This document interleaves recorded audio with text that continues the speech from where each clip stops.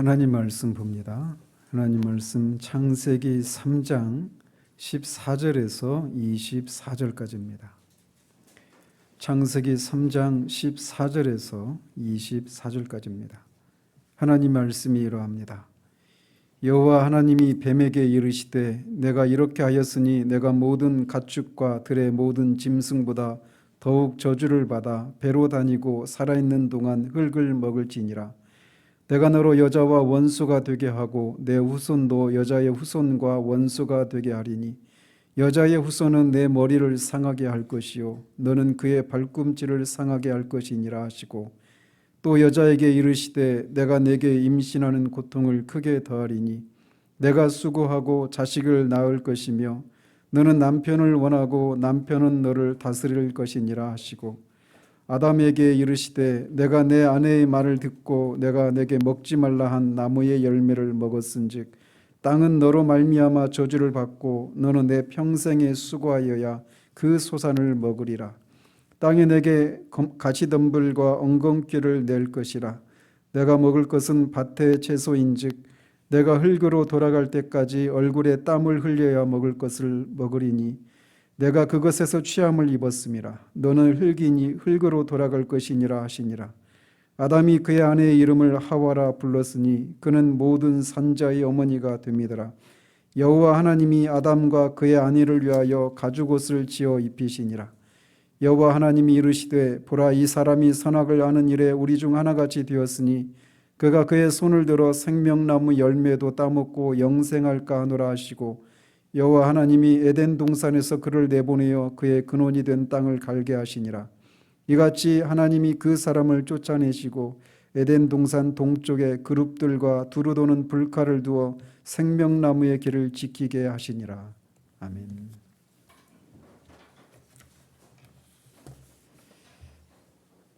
지난주에는 아담과 여자가 하나님이 금하신 열매를 따먹은 후에 보인 그런 행동들과 그것들 속에서 드러난 죄의 본질, 그리고 그런 행동들의 의미들이 무엇인지, 그리고 그 범죄한 그들을 여전히 백성의 하나님, 즉 여호와 하나님으로 찾아오신 그런 장면들을 살펴봤습니다. 오늘은 죄를 범한 아담과 여자, 그리고 뱀에게 내리신 저주와 심판의 내용들에 대해서 살펴보도록 합니다. 그래서 오늘은 이 과정 중에 15절, 우리가 흔히 원시복음 또는 모언약 이렇게 부르는데 그 내용에 대해서는 다음 주에 살펴보도록 하고, 오늘은 이 타락에 대해서 내리신 저주와 심판의 내용들만 살펴보도록 합니다. 하나님은 가장 먼저 뱀에게 저주를 선포하십니다. 하나님은 우리가 지난주에 살펴봤던 것처럼 아담에게 먼저 왜 그 열매를 따먹었느냐라고 추궁하시고 또 여자에게 그 죄에 대해서 추궁을 하십니다. 그런데 뱀에게 대해서는 추궁을 하지 않으시고 곧장 저주를 선포하십니다. 왜 인간과 뱀을 하나님은 이렇게 다르게 다루실까요? 여기에도 의미가 있는 겁니다. 그것은 인간이 뱀과는 달리 하나님의 형상으로 지음을 받은 하나님의 특별한 은혜를 입은 그런 존재라고 하는 사실 때문에 이렇게 뱀과 사람을 다르게 취급하신다라고 말할 수 있습니다. 또 하나는 부정적인 측면에서 보자면 사탄과 그 하수인들, 뱀은 사탄의 그 사주를 받아서 그렇게 사람을 유혹해서 죄를 짓게 했는데 그렇게 사탄과 그의 하수인은 하나님께서 달리 구제할 방도가 없을 만큼 이미 완전히 타락한 자들이기 때문에 어떤 추궁의 과정도 없이 곧장 저주를 선포한다라고 말할 수 있습니다. 그러면 하나님이 뱀에게 어떻게 저주를 내리셨는가? 어떤 저주를 내리셨는가? 네가 모든 가축과 들의 모든 짐승보다 더욱 저주를 받는다라고 말씀하십니다. 이 말씀 속에서 우리가 알 수 있는 것은 이 모든 가축과 들의 모든 짐승보다 더욱 저주를 받는다라고 말하고 있어서 뱀뿐만 아니라 다른 모든 가축과 짐승들도 저주를 받는다라고 하는 것을 암시하고 있는 겁니다. 아담 한 사람의 타락으로 말미암아서 뒤에 17절에 있는 것처럼 땅이 저주를 받는다라고 말을 하는데 그것은 결국 로마서 8장 22절 23절에서 말하고 있는 것이 여기에서 연유하고 있는 거예요. 아담의 타락으로 인해서 모든 가축과 짐승들도 저주를 받는다라고 말을 하고 있습니다. 그러면서 여기서 모든 짐승보다 더욱 이렇게 해서 이 뱀이 모든 짐승보다 이렇게 비교급으로 더 많이 저주를 받는다 이렇게 번역을 했는데, 원문을 이렇게 직역을 하자면 모든 짐승들 중에 혹은 모든 짐승들로부터 이렇게 번역을 하는 것이 더 원문에 가까운 번역입니다. 이 얘기는 뭐냐? 뱀이 모든 짐승들, 인간의 타락으로 말미암아 모든 짐승들과 가축들도 다 저주를 받는데, 심지어 그 저주를 받은 가축들과 짐승들로부터도 뱀이 저주를 받는다, 이런 의미인 겁니다. 그래서 그 저주를 받아서 어떤 결과가 초래되느냐, 두 개를 얘기하는데, 하나는 그 뱀이 배로 기어다니게 된다라고 말씀하십니다. 뱀이 저주를 받아서 배로 기어다니게 되었다, 이 얘기는 저주 받기 전에는 뱀이 기어다니지 않았다라고 하는 것을 우리가 유추할 수 있겠죠. 인간과 그래서 마주서서 인간을 유혹한 죄로 뱀은 이제 배를 땅에 댄 채로 그렇게 흙 가운데를 기어다니는 비참한 신세로 전락하고 말게 됩니다. 이것은 결국은 이제 뒤에 15절과도 연결되는데, 뱀이 그렇게 배로 땅을 기어다니게 되니까 사람의 발 뒤꿈치를 상하게 할 수 있는 그런 위치에 있게 되죠. 그리고 또 반대로 그 발로 인해서 머리가 상하게 되는 그런 위치에 있게 되는 것과 연결되어 있는 저주의 내용이에요. 그래서 15절은 이제 다음 주에 더 구체적으로 살펴보도록 하고, 이렇게 첫 번째로는 배로 기어다니게 되는 저주를 받게 됩니다. 그리고 흙을 먹는다라고 말씀하시는데, 이거는 물론 이제 뱀이 땅을 기어다니면서 땅에 있는, 날아가는 것들을 먹지는 않고 땅에 있는 것들을 먹이로 삼게 되는데, 그것들에 묻어있는 흙을 간접적으로 먹기도 하겠죠. 그런데 그것을 이렇게 문자적으로 흙을 먹는다 이렇게 번역하기보다는, 성경에서 따로 흙과 관련해서 흙과 관련해서 인용하고 있는 성경의 다른 용례들을 살펴보자면, 흙을 먹는다 이 얘기는 아주 멸시와 수치와 굴욕을 당하는 그런 처지가 된다라고 그렇게 해석을 하는 것이 옳다고 봅니다. 어쨌든 뱀은 이렇게 배로 기어다니고 흙을 먹게 되는 수치와 멸시와 이런 비참한 처지가 되고, 짐승들로부터도 그렇게 수치를 당하는, 저주를 받는 그런 상태에 이르게 된다라고 성경은 우리에게 말해주고 있습니다. 그리고 나서 이제 여자에게 심판을 선고하십니다. 그 여자가 받은 형벌은 임신하는 고통을 크게 더해서 수고하고 자식을 낳을 것이다 라고 말을 하고 있습니다. 1장 28절에 보면 생육하고 번성하라 라고 하나님께서 그들에게 말씀하시면서 그들에게 복을 주사 이렇게 말씀하십니다. 그러니까 생육하고 번성하기 위해서는 반드시 여자가 출산을 해야 되는데, 그것이 복을 받은 것이라고 말씀하고 있단 말이에요.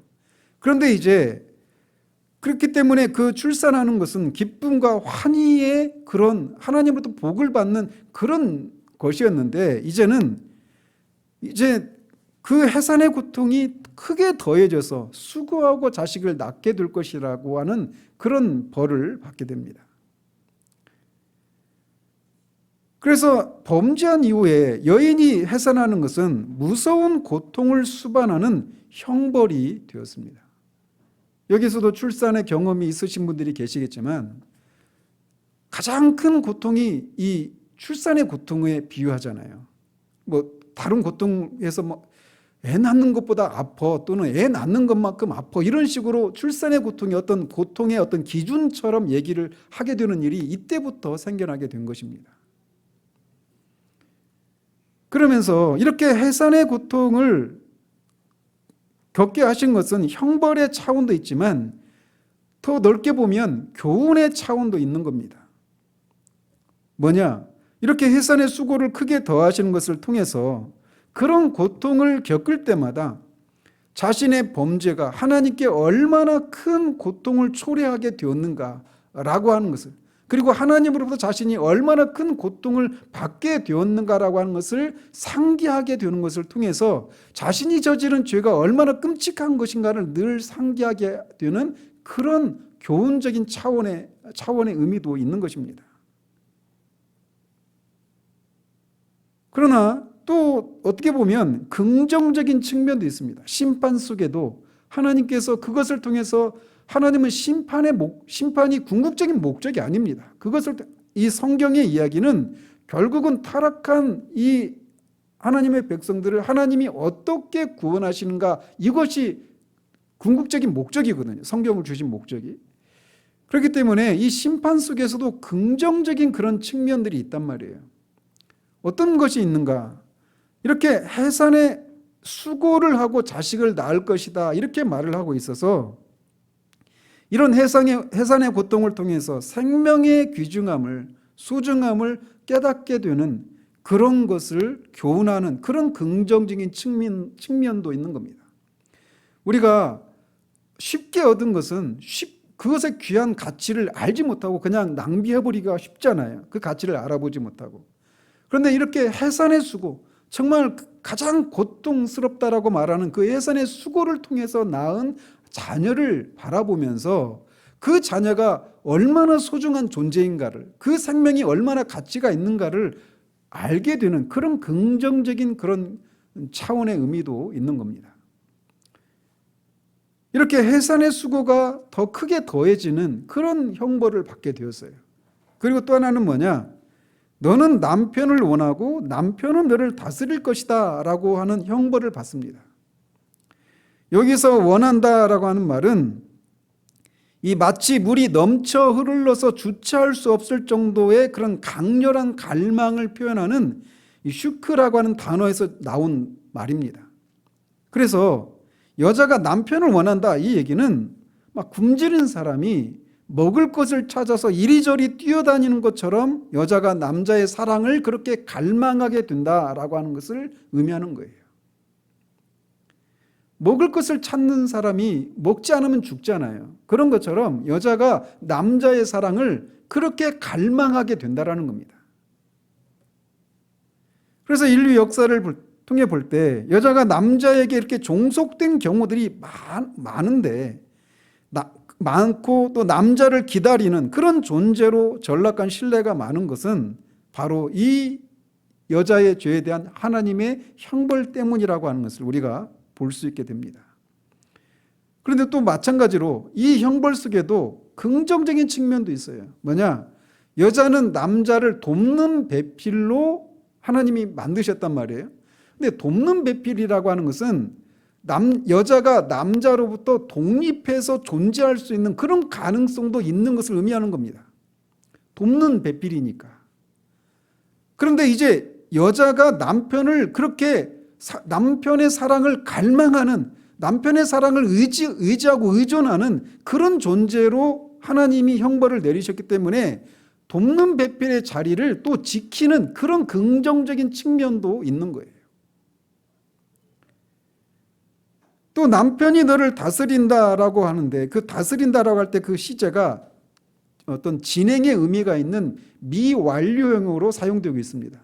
그러니까 이게 남자가 지속적으로 여자를 다스린다라고 하는 이런 의미예요.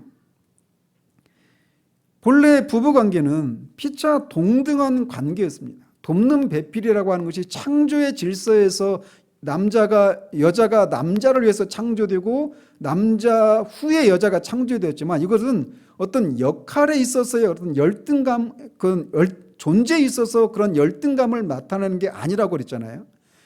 그 역할에 있어서의 차이가 있을 뿐이지 존재에 있어서 그런 어떤 존재의 가치에 있어서 열등감을 말해주는 게 아니라고 말씀드렸는데, 남편과 여자의 관계도 이렇게 동등한 그런 관계로 서로 사랑하고 이해하고 순종하는 그런 관계였습니다. 그런데 이제 범죄한 후에 부부 간의 관계는 위계 질서와 복종의 관계로 변질되고 말았습니다. 그렇다고 해서 여기서 남자가 여자를 다스린다, 이게 막 주인이 노예를 다스리는 것처럼 그런 의미의 어떤 포갑을 행사하고 이런 의미가 아니에요. 여기서 다스린다라고 하는 것이 앞에 그 넷째 날 창조에서 밤에 해가 밤을 주관하고 낮을 주관하고 달이 밤을 주관한다고 할 때 그 주관한다라고 하는 것과 똑같은 의미입니다. 그게 결국은 다스린다라고 하는 건데, 해가 그냥 막 있는 대로 그냥 열을 다 발산해 가지고 그 모든 생명체들 다 태워 죽이는 그런 의미로 주관한다라고 말하지 않거든요.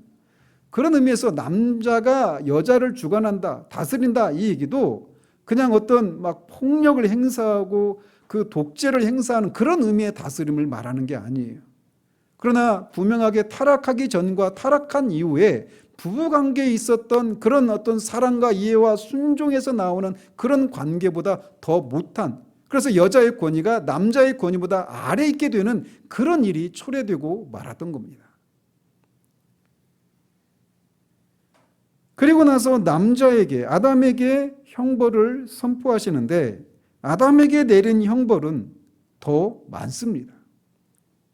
왜냐하면 아담이 처음 창조를 받았고 또 그 아담과 하나님이 언약을 체결한 언약의 당사자이기 때문에 그래요. 여자 아내의 유혹을 아내로부터 그렇게 그 열매를 따먹도록 권함을 받았지만 아담은 그런 것을 책임지는, 가장으로서 그것을 책임질 그런 위치에 있었기 때문에 아담에게는 더 많은 책임을 추궁하고 계신 것입니다. 그래서 내가 내 아내의 말을 듣고 내가 네게 먹지 말라 한 나무의 열매를 먹었기 때문에 이런저런 형벌을 내리신다라고 하시면서 더 많은 형벌을 내리시는 겁니다. 하나님이 결국 이렇게 말씀하신 것은 결국 아담이 여자의 말보다 하나님의 말씀을 더 우선시했어야 하는데 그렇게 하지 못한 것을 또 책망하고 계신 것이라고도 할 수가 있는 겁니다.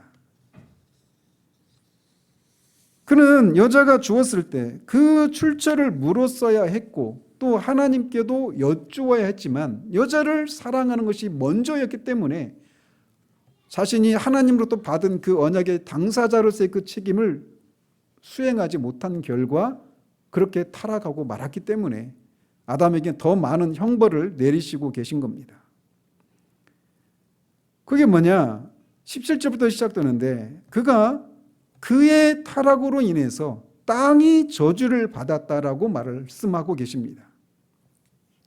땅이 저주를 받았다라고 하는 것은 앞에서도 잠시 언급해 드린 대로 바울이 로마서 8장 22절 23절에서 말하고 있는 것을 말씀하고 계신 거예요. 거기에서 바울은 모든 피조물들이 허무한데 복종하고 썩어짐의 종로로 닿으면서 탄식한다라고 말을 하고 있어요. 언제까지? 하나님의 아들들의 영광이 나타날 때까지. 그것은 결국 예수 그리스도의 재림을 통해서 이 세상에서 죄가 완전히 사라지고 영화롭게 된 새하늘과 새 땅이 임하게 될 그때까지 모든 피조물들이 탄식한다라고 말을 하고 있는 겁니다.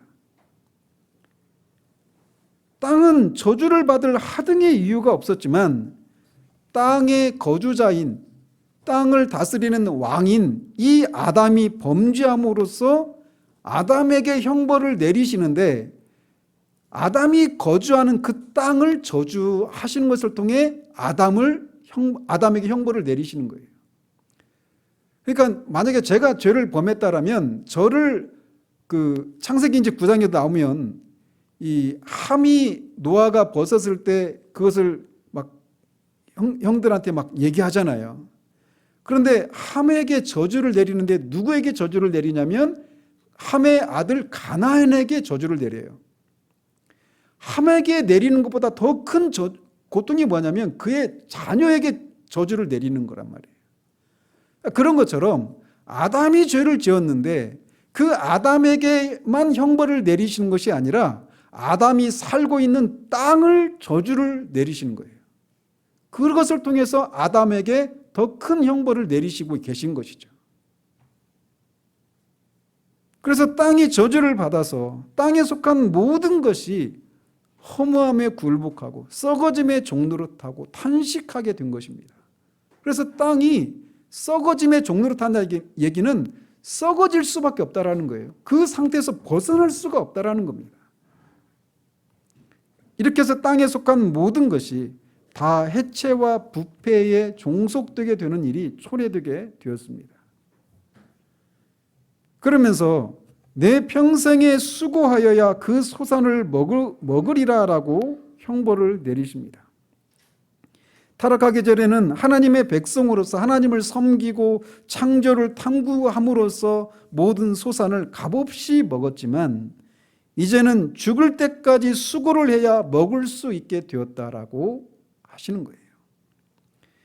여기서 수고하여야라고 하는 말은 고통 중에, 슬픔 중에라고 하는 그런 의미가 담겨 있는 단어입니다. 그러니까 타락하기 전에도 분명히 아담은 에덴 동산에서 그 땅을 경작하고 하나님의 창조 세계를 탐구하고 연구하는 그런 일들을 했어요. 그러나 그런 것들이 여기서 말하는 것처럼 슬픔과 고통이 동반된 그런 노동이 아니었어요.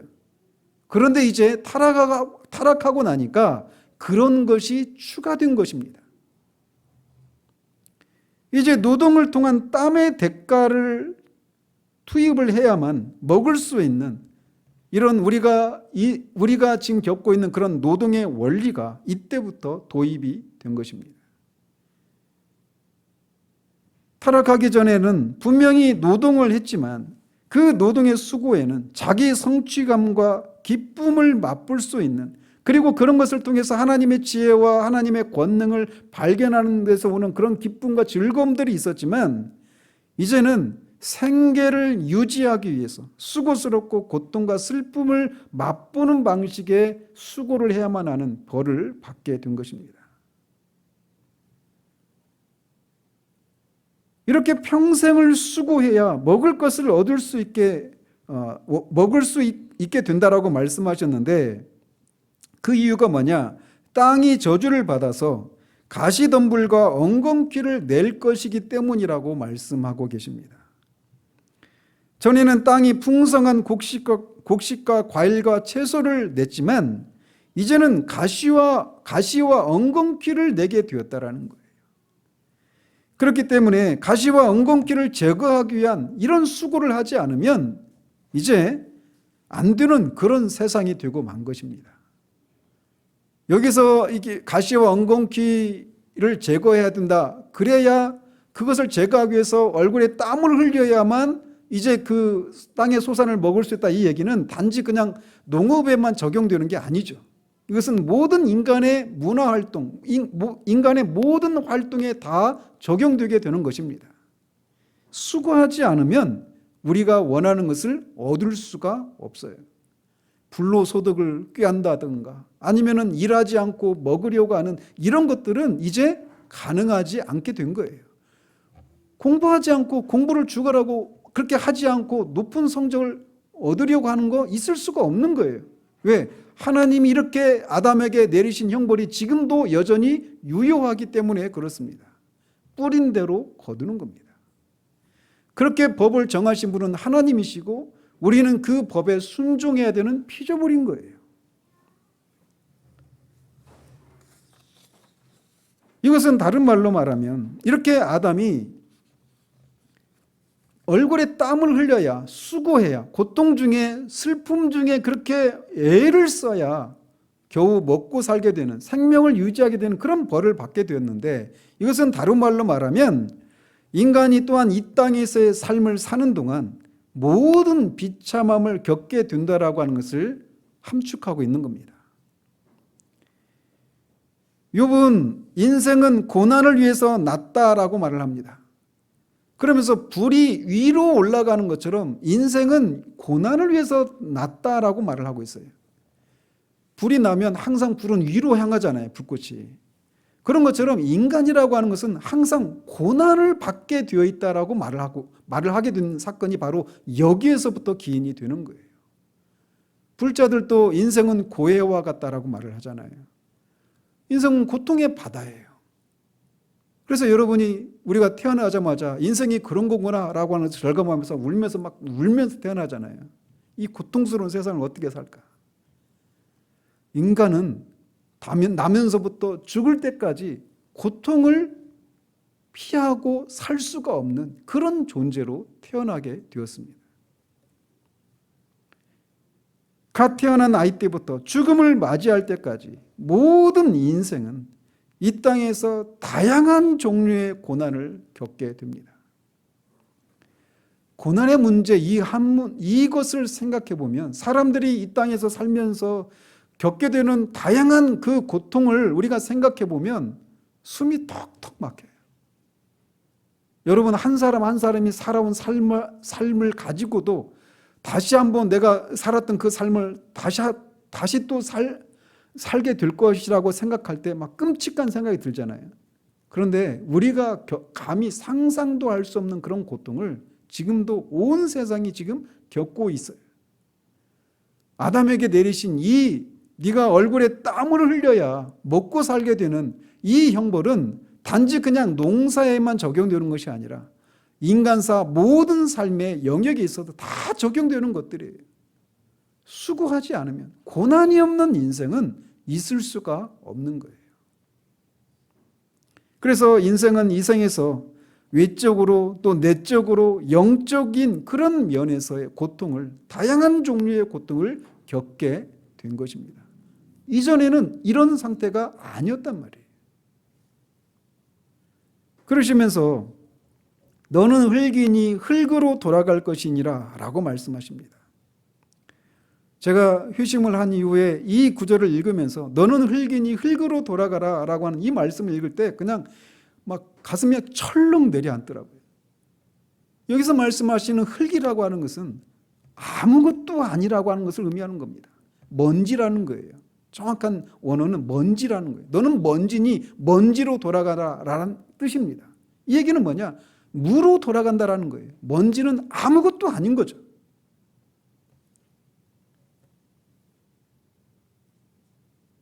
우리 주일학교 친구들하고 책을 읽다가 말았던 책이 있죠. 소피의 세계. 그 소피라고 하는 그 철학책인데 거기에 등장하는 이 소피라고 하는 인물이 그 작가가 만들어낸 가상의 존재예요. 그런데 소피가 그 안에서 어떤 철학을 깨닫고 인생을 바라보는 그런 통찰력을 얻고 엄마의 사랑을 받고 친구들과 우정을 나누고 또 사랑을 나누고 기뻐하고 뭐 즐거워하고 이런 과정들이 전개되거든요. 그 책 속에서. 그런데 맨 마지막에 이 소피라고 하는 존재가 소설 그 작가가 지어낸 가상의 인물인 거예요. 그 얘기는 뭐냐? 그 소피가 겪는 그 모든 그런 고난과 아픔과 희노애락 이런 모든 것들이 사실 아무것도 아닌 거죠. 소피의 입장에서 보면은 나는 정말 기뻐하고 막 분노하기도 하고 슬퍼하기도 하고 막 그렇게 하는데 아무것도 아닌 거예요. 그런 것처럼 네가 흙이니 흙으로 돌아가라라고 말씀하시는 거예요. 인간이 이 땅을 살아가면서 수고하고 애를 쓰고 공부해서 대학 가고 결혼하고 애 낳고 또 그 아이가 대학 가고 직장 얻고 또 애 낳고 그 과정 속에서 막 분노하기도 하고 애타하기도 하고 기뻐하고 막 열광하고 이런 삶을 살아가는데 그게 다 아무것도 아니게 된다는 것을 말씀하고 계신 거예요. 인간은 분명 흙으로 지음을 받은 존재이지만 하나님께서 그 코에 생기를 불어 넣으심으로 인간은 살아있는 영, 즉 생명이었었습니다. 그러나 이제 너는 흙에 불과하다라고 선언하고 계신 거예요. 하이든이라고 하는 작가가 이 장면을 그 인간의 타락을 그 멜로디로 어떻게 표현했냐면 높은 도에서 낮은 도로 훅 떨어지는 그 음악 하시는 분들 알잖아요. 막 그런 식으로 그 음계가 이렇게 떨어지거나 이렇지 않잖아요. 뭐 두세 단계, 뭐 많아봐야 네 단계, 다섯 단계 이 정도 하는데 높은 도에서 낮은 도로 떨어지는 것을 통해서 이 인간의 타락 전의 인간과 타락 후의 인간, 그 타락 전의 세상과 타락 후의 세상을 그런 식으로 표현을 했다고 그래요. 인간이 아무것도 아닌 존재가 되어버린 겁니다. 타락한 인간의 지위가 이렇게 비참하게 되고 말았어요. 인간은 이제 타락해서 인간의 영혼이 육체에 가려져서 육만 나타나게 되고 흙이 인간의 전부인 것처럼 되고 말았다고 선포하고 계신 거예요. 그러므로 인간은 흙으로 돌아갈 수밖에 없게 되었다는 겁니다. 이것은 결국 다른 말로 말하면 인간이 이 세상에서 온갖 외적이고 내적이고 정신적이고 영적인 고통을 겪다가 마지막에는 죽게 된다라고 하는 것을 말하고 있는 거예요. 이와 같이 모든 사람이 죄를 지었으므로 사망이 모든 사람에게 이르렀느니라. 한 번 죽는 것은 사람에게 정한 것이요 그 후에는 심판이 있으리라. 이제 인간의 삶의 여정은 죽음을 향한 여행길이 되었다라고 하는 것을 선포하고 계신 겁니다. 인간은 태어나자마자 죽음을 향해 가게 되는 그런 인생이 되고 말았다라고 하는 것을 말씀하시는 거예요.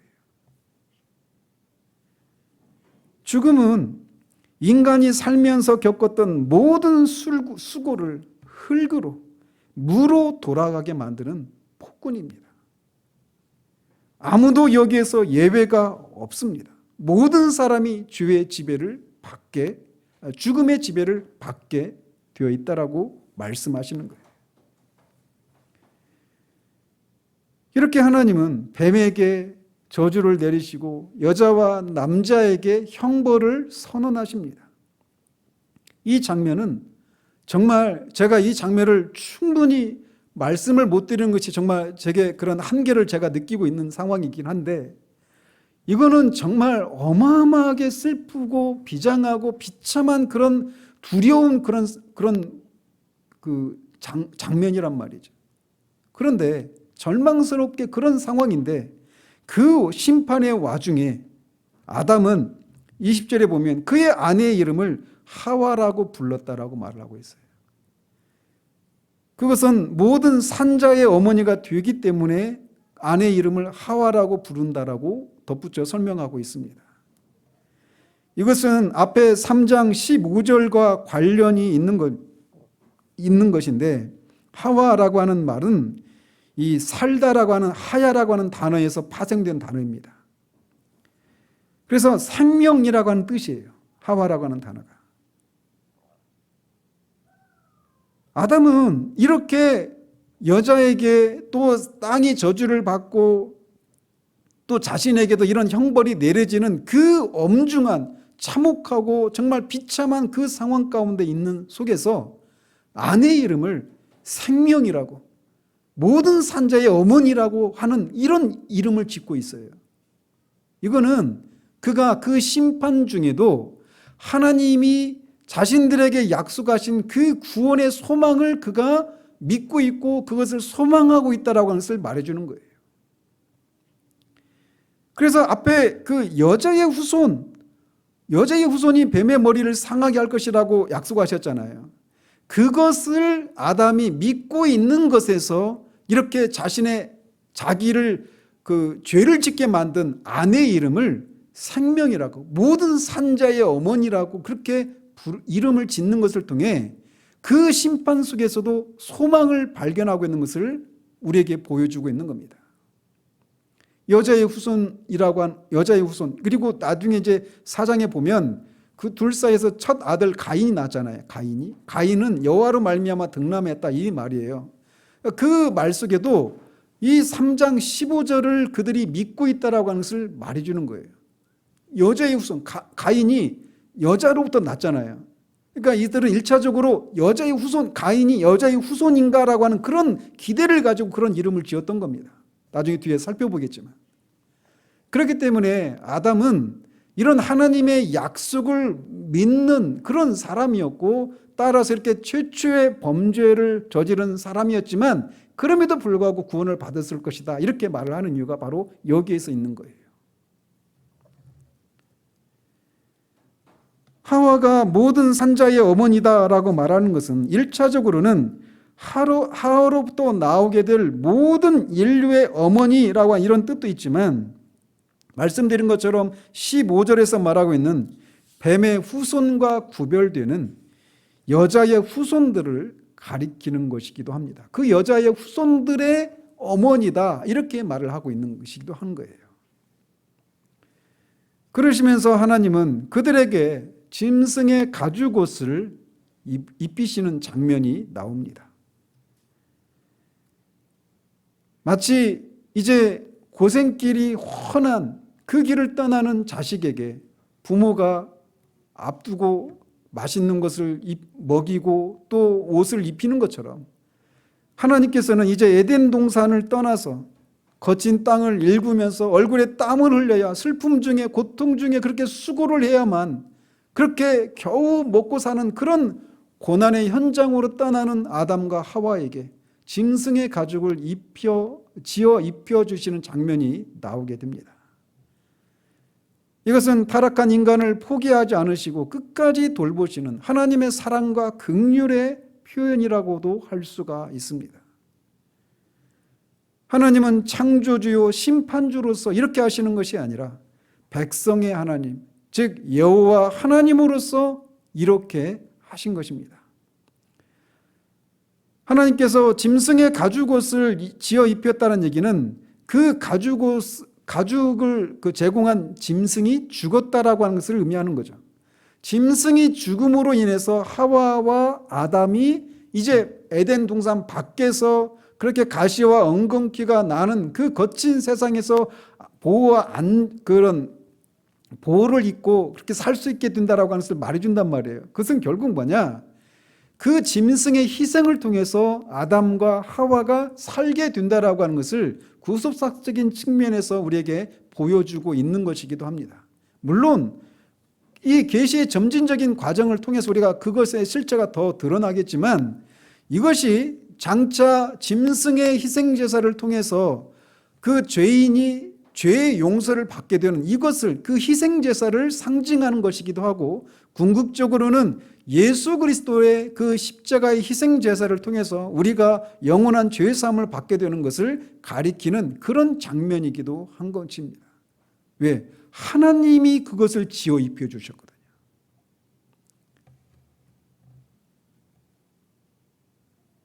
그러시면서 결국은 그렇게 짐승의 가죽옷을 지어 입히시고 그들을 에덴 동산에서 쫓아내십니다.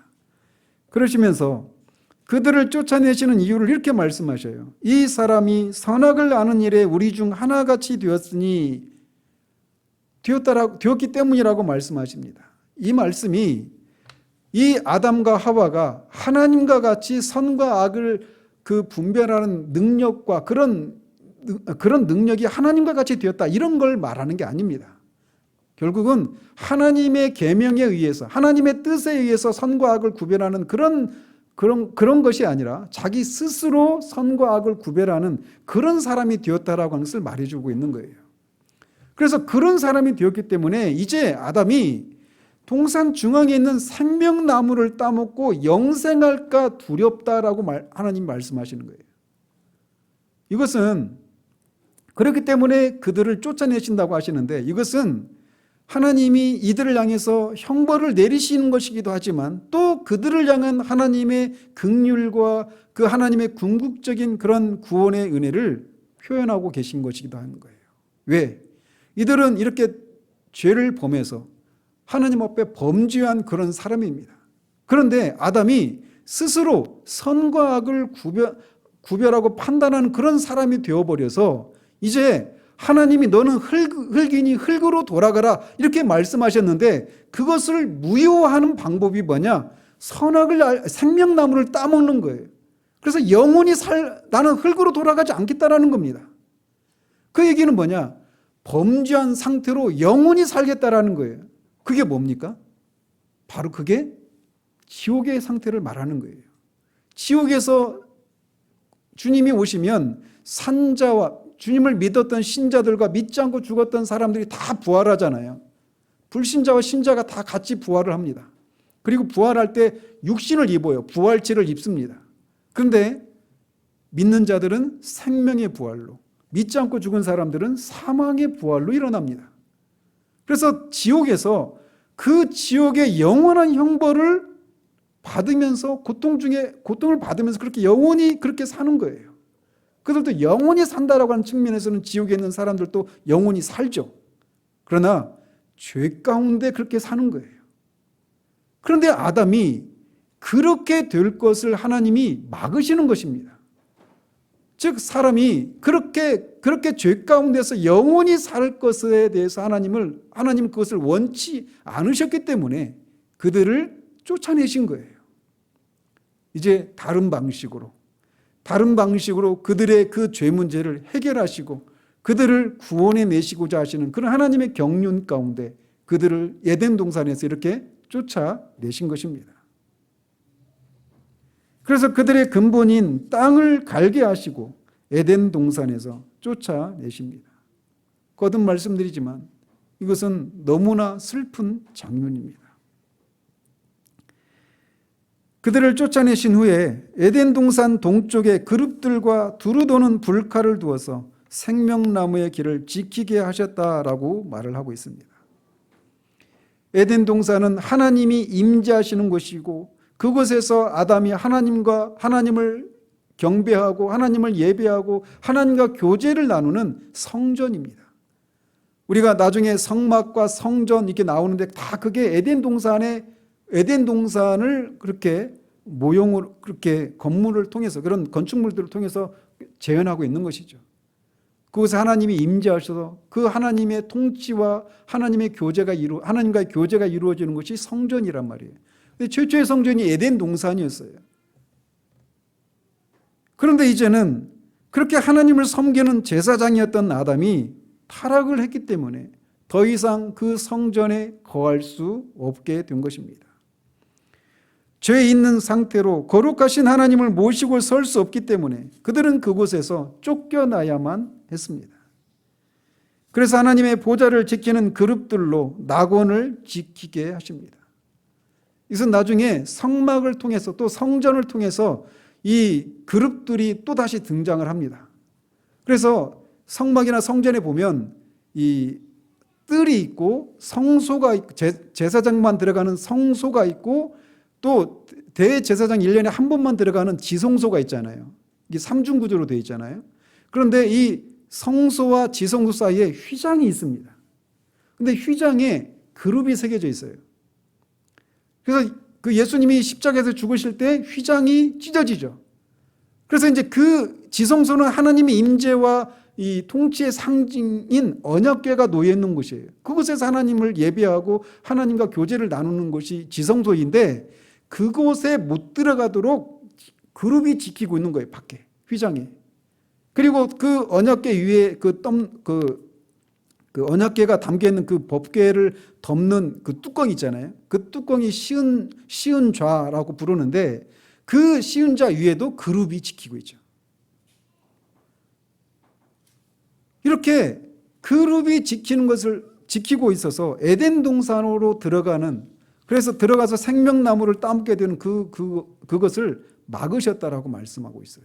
그래서 타락한 인간은 에덴 동산으로 돌아갈 길이 없습니다. 그리고 노아 홍수로 인해서 실제로 이 에덴 동산은 다 파괴되고 사라지고 말았어요. 그러면 구원받은 사람들은 어디로 들어가느냐? 이 에덴 동산이 가리키고 있는, 에덴 동산은 앞에서도 말씀드린 것처럼 하나님 나라의 그 모델 하우스라고 말씀드렸잖아요. 에덴 동산은 결국 뭘 가리키는 거냐면 예수님이 오셔서 그 완성되게 될 새 하늘과 새 땅, 새 예루살렘, 새 에덴을 가리키는 거예요. 그래서 구원받은 사람들은 결국 이 에덴 동산을 향해서 새 에덴 동산으로 들어가게 되는 것이죠. 하나님의 구속 역사는 바로 그것을 향한 위대한 여정인 겁니다. 한편 이렇게 아담과 하와가 에덴 동산에서 쫓겨났다라고 하는 것은 하나님과의 교제를 잃어버린 것을 상징합니다. 이들이 타락하기 전에 그들은 최고 선이신 하나님을 알고 그분을 사랑하고 즐거워하고 그분의 뜻 행하기를 즐거워했습니다. 그들은 하나님과의 교제 속에서 자신이 살아있음을 자신이 생명이 있음을 알았고 그분과의 교제를 통해서 최고의 행복을 누리고 살았던 사람들이었습니다. 하나님은 두려움의 대상이 아니라 경배의 대상이었고 사랑의 대상이었습니다. 또 하나님도 그들을 향해서 사랑과 호의의 대상이 하나님과 이 아담 사이에 있었던 관계였어요. 그런데 이제 타락으로 말미암아 그들이 그런 사랑의 교제를 나누었던, 그런 즐거움과 그런 예배를 나누었던 에덴 동산에서 쫓겨나는 것을 통해서 하나님과 이런 교제가 끊어지게 되는 그런 형벌을 받게 되었던 것입니다. 여호와 하나님이 그 사람을 에덴 동산에서 내보내어 하나님이 그 사람을 쫓아내시고, 사도 바울은 이 상태에 대해서 그때 너희는 그리스도 밖에 있었고 세상에서 소망이 없고 하나님도 없는 자였다라고 말합니다. 에덴 동산에서 쫓겨난 아담과 하와 이후에 태어난 모든 인간은 이렇게 세상 가운데서 하나님도 없고 소망도 없는, 하나님과의 교제가 끊어져 있는 영적으로 죽은 상태로 태어나게 되는 것입니다. 어거스틴이 말했듯이 인간은 하나님 안에서만 참된 만족을 누릴 수 있는, 참된 쉼을 누릴 수 있는 존재인데 이 하나님과의 교제를 잃어버리게 되면서 인간의 삶엔 말할 수 없는 공허함과 허무함이 찾아오게 된 것입니다. 그래서 전도서 기자가 탄식하며 쏟아내고 있는 것처럼 헛되고 헛되며 헛되고 헛되니 모든 것이 헛되다라고 그렇게 탄식을 할 수밖에 없는 삶을 살게 된 원인이 바로 이렇게 인간이 타락으로 말미암아 하나님과 교제에서 쫓겨나는, 에덴 동산에 쫓겨나는 이 일을 인해서 초래되게 된 것입니다. 하나님과의 교제를 잃어버린 인간은 이 세상의 그 무엇으로도 그 하나님의 자리를 대신해서 만족을 누릴 수가 없습니다. 어떤 부를 축적하고 권력을 쟁취하고 장수를 누리고 명예와 성공과 쾌락을 누려도 하나님과의 교제에서 오는 참된 만족이 무엇인지 모르는 인간의 영혼에는 그 밑바닥이 없는 무저갱과 같은 그 빈 공간이 생겨나게 된 것이 여기서부터 시작이 된 겁니다. 오직 하나님으로만 채워줄 수 있는 그 공간을 그 무엇으로도 채울 수가 없어요. 어떤 부로도, 어떤 권력으로도, 명예로도, 건강으로도, 자녀가 잘 되는 것으로도, 사람들로부터 인정을 받는 그 어떤 것으로도 하나님과의 교제에서만 누릴 수 있는 그 참된 만족과 쉼을 대신할 수 없게 됩니다. 그런데 그 시작이 바로 이렇게 이들이 에덴 동산에서 쫓겨나는 것을 통해 시작이 된 거예요. 따라서 하나님과의 교제를 상실했다라고 하는 것은 모든 것을 잃어버렸다라고 말하는 것과 방불한 것입니다. 인간은 하나님의 형상으로 지음받은 인격체이기 때문에 자신의 행위에 대해서 책임을 져야 되는 그런 도덕적인 존재로 지음을 받은 존재들입니다. 그래서 그들이 이렇게 죄에 대해서 하나님은 형벌을 내리시는데 그 형벌은 너무나 크고 엄청난 것들이에요. 타락으로 인해서 모든 인류는 이렇게 하나님과 교제가 단절되고 하나님의 진노와 저주 아래 놓이게 되었고 이 생에서 온갖 비참함과 죽음과 영원한 지옥의 고통을 맛봐야만 한다라고 소요리문답 19문답에서 말을 하고 있습니다. 하나님의 성령께서 우리의 눈을 열어주시기를 바랍니다. 예수 그리스도를 믿기 전에, 예수 그리스도를 믿고 자신의 죄를 회개하고 예수 그리스도를 믿기 전까지, 즉 회심하기 전까지의 모든 인간이 바로 이런 비참한 상태 가운데 있다라고 하는 사실이에요. 그들은 하나님과 관계를 잃어버렸습니다. 그래서 그들은 잃어버린 자들이에요.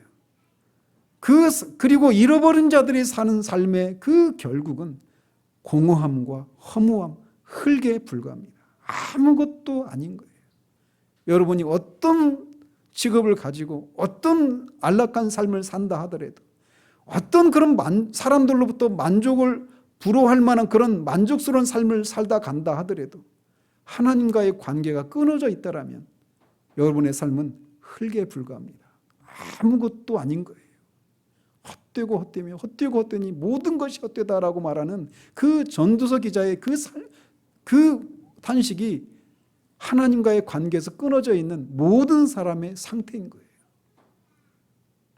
여러분은 하나님과의 관계를 회복한 사람들입니까? 여러분은 왜 하나님을 믿으십니까?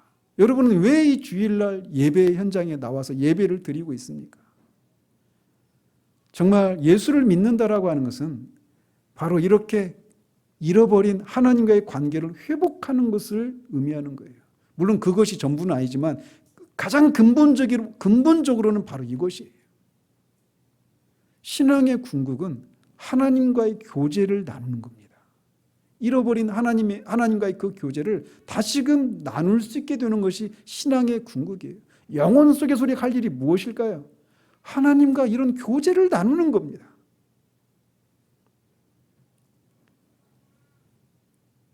인생은 하나님과의 교제에서 끊어진 인생은 이 세상을 살아가면서 모든 비참함을 맛보아야 합니다. 선악을 알게 하는 일에 있어서 하나님과 같이 된다라고 하는 그 마귀의 사탄의 꾀임에 넘어가서 그렇게 시도했지만 그는 하나님과 같이 되기는커녕 오히려 사탄의 종노릇하는 그런 처지가 되고 맙니다.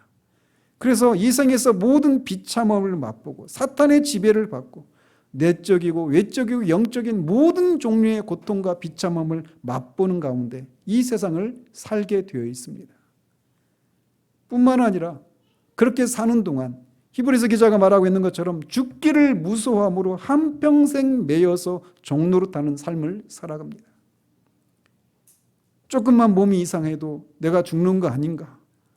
죽음에 대한 이 공포, 죽음에 대한 이 두려움, 이것을 극복하지 못한 채 죽음이 점점 가까우면 가까울수록 자신의 삶을 돌아보면서 내가 지금까지 뭐 했나라고 하는 이런 삶에 대한 회한과 정말 뭔가 열심히 살았는데 이 죽음이 나의 그 모든 것들을 다 집어삼켜버리고 아무것도 아니게 만들어버리는 이 폭군과 같은 죽음 앞에서 그 죽음을 직면하지 않기 위해서 어떻게 하든지 그 죽음을 최대한 늦추고 싶어 하기 위해서 온통 죽기를 무서워하면서 일생을 살아가야 되는 그런 삶을 살아가는 것이 하나님과의 관계에서 끊어져 있는 사람들의 상태인 거예요.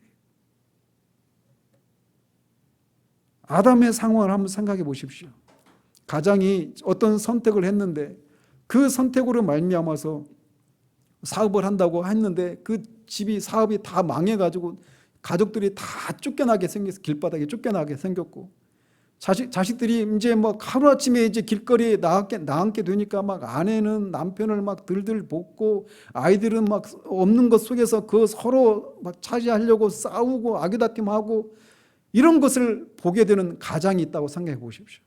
자신의 한 번의 그 잘못된 선택을 인해서 자기의 가족들이 그렇게 고난을 겪고 있는 그런 모습을 보면서 자신이 얼마나 잘못된 선택을 했는가 하면서 그 잘못된 선택을 한 것을 후회하면서 돌이킬 수 없는 이 상황을 인해서 절망하고 막 그냥 삶을 포기하고 싶은 그런 마음이 들지 않겠습니까? 그런데 아담은 한 가정의 가장일 뿐만 아니라 그는 인류의 대표였어요. 그런데 그가 선택한 그 한 번의 잘못을 인해서 한 번의 그 죄를 인해서 땅이 저주를 받고 없었던 모든 이생의 모든 비참함들이 그렇게 홍수처럼 밀려오게 되는 그런 일을 자신이 저지른 그 결과들을 보면서 아담이 그냥 뭐 절망이라고 하는 말로 표현할 수 없는 그 어마무시한 그 상황 앞에서 그가 아무것도 할 수 없고 그 돌이킬 수도 없는 그 상황 앞에서 그가 얼마나 극심한 두려움과 절망 가운데 있었겠습니까? 왜? 말씀드린 것처럼 이제 그런 삶을 살아야 하니까. 그럼 자기뿐만 아니라 자기로 말미암아 생겨나는 모든 인간이 다 그런 삶을 살아야 된다 생각할 때 그가 얼마나 절망스러웠겠는가라는 거예요. 그런데 그 속에서 그가 자기 아내를 하와라고 이름을 짓는 거예요. 여기에 우리의 소망이 있는 겁니다.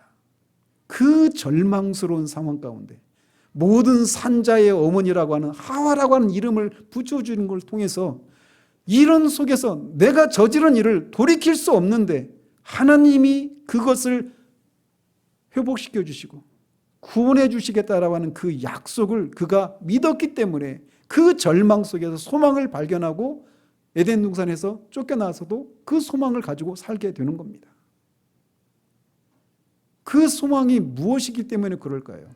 3장 15절에서 말하고 있는 거예요. 여자의 후손이 뱀의 머리를 상하게 할 것이다. 여러분은 그 소망이 있습니까? 예수를 믿는 이유는 바로 그 소망이 우리의 것이 되었기 때문에 그런 거예요. 그 소망이 없는 채로 살아가는 인생, 흙에 불과합니다. 아무것도 아닙니다. 그런데 그런 우리를 하나님이 이 타락한 아담을 하나님이 먼저 찾아오신 것처럼, 그리고 무화과 나무 잎으로 자신의 부끄러움을 가렸던 그 아담에게 짐승 가죽을 지어 입혀주시는 것처럼 하나님이 먼저 우리를 사랑하셔서 그 아들을 십자가에 내어주심으로 우리를 이 비참함으로부터, 이 생의 비참함뿐만 아니라 이 비참함 이후에 있는 그 영원한 지옥의 형벌로부터 우리를 건져주신 거예요. 그것을 3장 15절에서 약속해 주고 계신 거예요. 아담은 그것을 믿었고 그 소망을 가지고 여자의 이름을 그렇게 하와라고 이름을 지어준 거예요. 이 소망을 가진 사람이 진짜 그리스도인이고, 우리는 이 죄의 형벌로 인해서 분명히 수고하고 애써야 되고 모든 것들이 다 죽음을 통과해야만 하지만 그것이 전부가 아닌 그 이후의 생명의 역사의 삶을 우리가 누릴 뿐만 아니라 이 땅에서도 분명히 수고하지만 수고가 전부가 아닌, 해산의 수고를 하지만 해산의 수고 속에서도 여전히 하나님의 긍휼과 생명의 그 찬란함을, 경이로움을 누리고 살 수 있는 그것이 우리에게 가능하게 된 거예요. 오직 하나님의 은혜로. 아담이 그렇게 절망스러운 상황 가운데서도 그런 소망을 품을 수 있게 만든 그 하나님의 약속이 무엇이기에 그럴까요? 이거는 다음 주 우리가 살펴보도록 하겠습니다. 기도하겠습니다. 하나님 아버지, 죄를 지은, 또 죄를 짓게 만든 뱀과 여자와 남자에게 형벌을, 심판을 선언하고 저주와 심판을 선언하는 장면들을 살펴보았습니다. 아버지 하나님, 이 아담이 처한 이 상황이 회심하기 전에 모든 인간의 상태라는 사실들을 아버지 하나님, 우리가 머리로만이 아니라 정말 성령께서 역사해 주셔서 아직 예수 그리스도를 믿지 않는 사람들의 상태가 바로 이런 상태라고 하는 것을 정말 깊이 깨달아 알 수 있도록 하나님 도우시옵소서. 그래서 자신의 처지를 인해서 애통해하고 그런 상태 가운데서 벗어날 수 없는 그런 자신을 인한 그런 상한 심령으로 하나님의 은혜만을 전적으로 구하는 심령이 가난한 사람들이 될 수 있도록 하나님 도와주시옵소서. 그래서 정말 하나님의 뜻대로 근심할 수 있도록 하나님 도우시고, 정말 그래서 후회할 것이 없는 구원에 이르는 회개를 이룰 수 있도록 주의 성령께서 역사해 주시기를 소원합니다. 이미 그런 은혜를 덧입은 주의 자녀들에게 우리가 받은 바 은혜가 얼마나 크고 값진 것인가를 다시금 기억할 수 있도록 하나님 도우셔서 정말 다시금 우리 안에 구원의 은혜에 대한 감사가, 그 감격이 참으로 차고 넘칠 수 있도록 하나님 은혜 베풀어 주시기를 소원합니다. 예수 그리스도 이름으로 기도합니다. 아멘.